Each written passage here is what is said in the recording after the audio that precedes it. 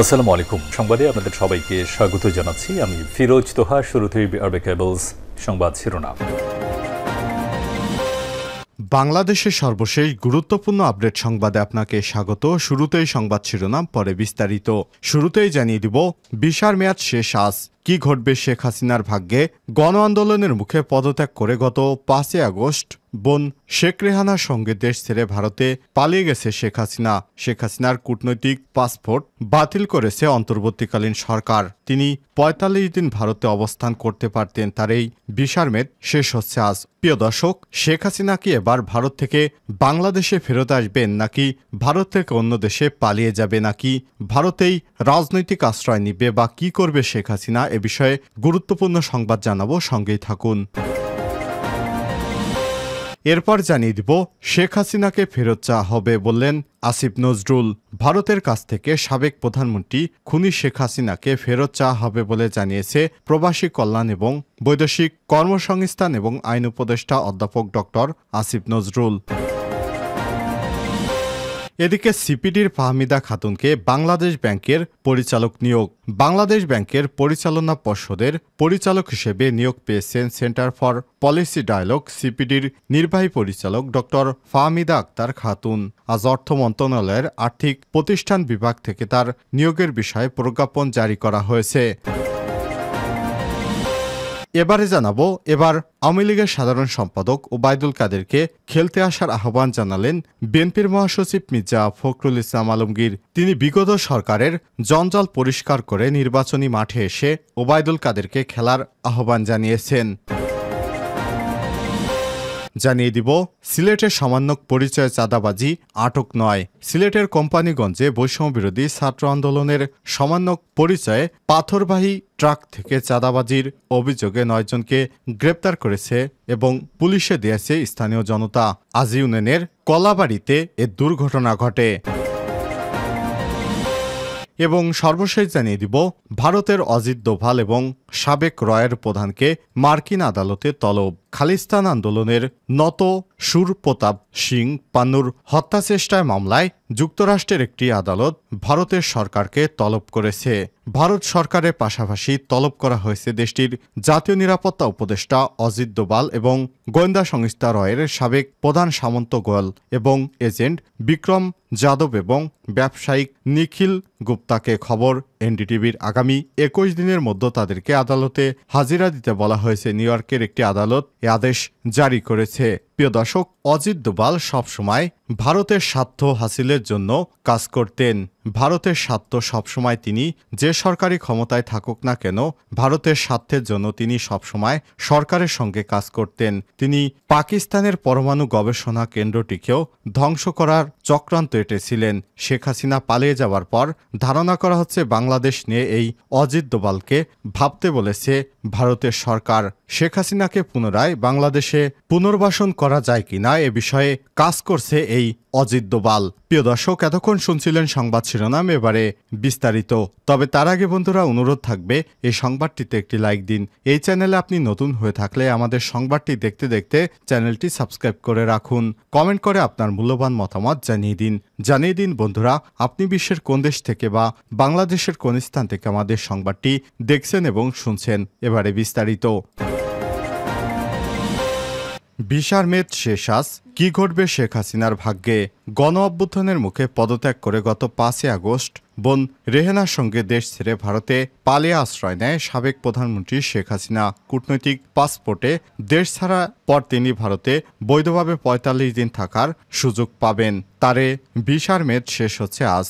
অন্যদিকে অন্তর্বর্তীকালীন সরকার তার কূটনৈতিক পাসপোর্ট বাতিল করেছে। ফলে তার ভাগ্যে আসলে কি ঘটতে যাচ্ছে তা নিয়ে প্রশ্ন উঠছে। সম্প্রতি ভারতীয় সংবাদ মাধ্যম জি নিউজের প্রতিবেদনে বলা হয়েছে, শুক্রবার 20 সেপ্টেম্বর থেকে শেখ হাসিনা কোনো আইনে ভারতে থাকবেন তা নিয়ে রাজনৈতিক মহলে প্রশ্ন দেখা দিয়েছে। প্রতিবেদনে বলা হয়েছে, মঙ্গলবার 17 সেপ্টেম্বর ভারতের স্বরাষ্ট্র মন্ত্রণালয়ের এক মুখপাত্র জানিয়েছেন, কূটনৈতিক পাসপোর্ট শেখ হাসিনা ভারতে থাকার মেয়াদ শেষ হলেও তাকে বাংলাদেশের হাতে তুলে দেওয়ার সম্ভাবনা নেই। এতে বলা হয়েছে, কোনো কোনো মহলের ধারণা হয়তো শেখ হাসিনাকে তিব্বতের ধর্মগুরু দলাই লামার মতো সাময়িকভাবে রাজনৈতিক আশ্রয় দেয়া হতে পারে।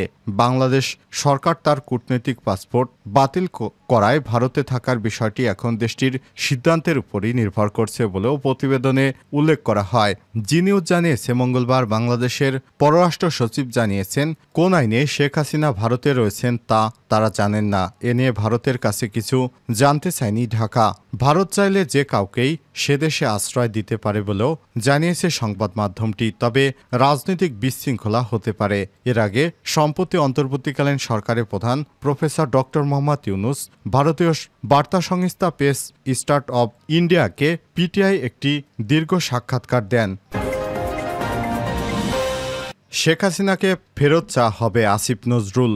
ভারতের কাছে সাবেক প্রধানমন্ত্রী শেখ হাসিনাকে ফেরত চাওয়া হবে বলে জানিয়েছেন প্রবাসী কল্যাণ এবং বৈদেশিক কর্মসংস্থান এবং আইন উপদেষ্টা অধ্যাপক ডক্টর আসিফ নজরুল। আজ বৃহস্পতিবার 19 সেপ্টেম্বর উপদেষ্টা পরিষদ এবং সাংবাদিক কাঠামো সংস্কারের গঠিত কমিটির সঙ্গে বৈঠক শেষে সন্ধ্যায় ফরেন অফিস একাডেমিতে এক প্রেস বিজ্ঞপ্তিতে সব কথা জানান তিনি। আসিফ নজরুল বলেন, আগামী 1 অক্টোবর থেকে শুরু করে 31 ডিসেম্বরের মধ্যে রাষ্ট্র সংস্কারের 6টি কমিটি সংস্কার সংক্রান্ত প্রতিবেদন জমা দেবে। সুষ্ঠু নির্বাচন অনুষ্ঠান ছাড়াও প্রয়োজনীয় রাষ্ট্র সংস্কারের প্রাধান্য দেবে কমিটি। এতে প্রশ্নে জবাবে তিনি বলেন, ভারত সরকারের কাছে সাবেক প্রধানমন্ত্রী শেখ হাসিনাকে ফেরত চাওয়া হবে। এ সময় ঢাকা বিশ্ববিদ্যালয়ের ফজলুল হক মুসলিম হলে চোর সন্দেহে তোফাজ্জেল নামে এক যুবককে পিটে হত্যার ঘটনায় আসিফ নজরুল জানান, ঢাবির ঘটনায় মর্মাহত। মব জাস্টিস এড়াতে যত রকম পদক্ষেপ নেওয়া দরকার নেওয়া হবে। বিচার বহির্ভূত হত্যাকাণ্ড আর সহ্য করা হবে না। এর সঙ্গে জড়িত কাউকেই ছাড় দেওয়া হবে না। সিপিডির ফাহমিদা খাতুনকে বাংলাদেশ ব্যাংকের পরিচালক হিসেবে নিয়োগ দেওয়া হয়েছে। আজ বৃহস্পতিবার 19 সেপ্টেম্বর অর্থ মন্ত্রণালয়ের আর্থিক প্রতিষ্ঠান বিভাগ থেকে তার নিয়োগের বিষয়ে প্রজ্ঞাপন জারি করা হয়েছে। আর্থিক প্রতিষ্ঠান বিভাগের উপসচিব আফসানা বিলকিস স্বাক্ষরিত এক প্রজ্ঞাপনে বলা হয়েছে, বাংলাদেশ ব্যাংক আদেশ 1972-এর আর্টিকেল 9/3C অনুসারে সিপিডির নির্বাহী পরিচালক ডক্টর ফাহমিদা আক্তার খাতুনকে বাংলাদেশ ব্যাংকের পরিচালনা পর্ষদের পরিচালক হিসেবে তার যোগদানের তারিখ থেকে 3 মাসের জন্য নিয়োগ প্রদান করা হলো। এবার কাদেরকে খেলতে আসার আহ্বান ফখরুলের।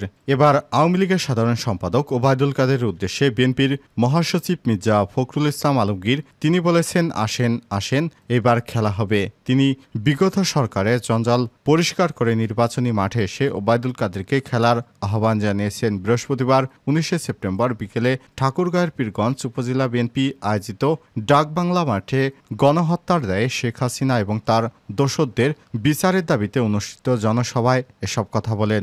এ সময় মির্জা ফখরুল অন্তর্বর্তীকালীন সরকারের উদ্দেশ্যে করে বলেন, এই মুহূর্তে মানুষের পালস বুঝতে হবে, দেশের পরিবর্তন কতটুকু হবে তা নির্ধারণ করে নির্বাচন দেওয়ার আহ্বান জানান তিনি। বিএনপির এই মহাসচিব আরও বলেন, পাকিস্তানের হাত থেকে আমরা 1971 সালে রক্ষা পেয়েছি, তেমনি এই সরকারের হাত থেকেও 2024-এ আমরা রক্ষা পেয়েছি।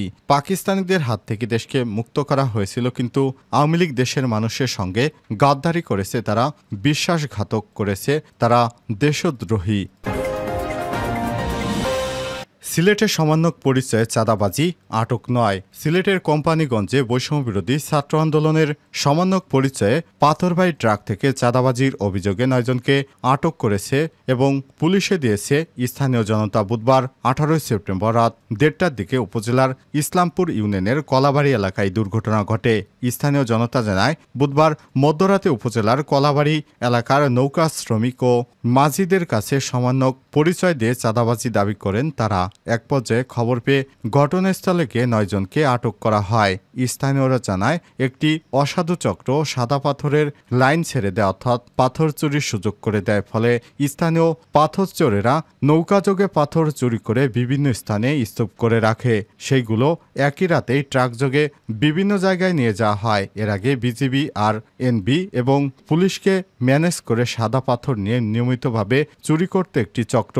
আটককৃতরা হলেন কোম্পানীগঞ্জ উপজেলা সাবেক ছাত্রলীগ নেতা আবু সাইদ রবিন 22, কোম্পানীগঞ্জ উপজেলা ছাত্রদলের যুগ্ম আহ্বায়ক শাহ জাহান আহমেদ 29, কোম্পানীগঞ্জ উপজেলা ছাত্র শিবিরের সভাপতি আরিফ হাসান জুবায়ের, পশ্চিম ইসলামপুর ইউনিয়নের ছাত্রদলের সহসভাপতি মোহাম্মদ রাজন মিয়া, দিদার হোসেন, পশ্চিম ইসলামপুর ইউনিয়ন ছাত্রদলের সিনিয়র সহসভাপতি সেলিম মিয়া 25, মোহাম্মদ রফিকুল ইসলাম, নাসির মিয়া ও সুলাইমান 27।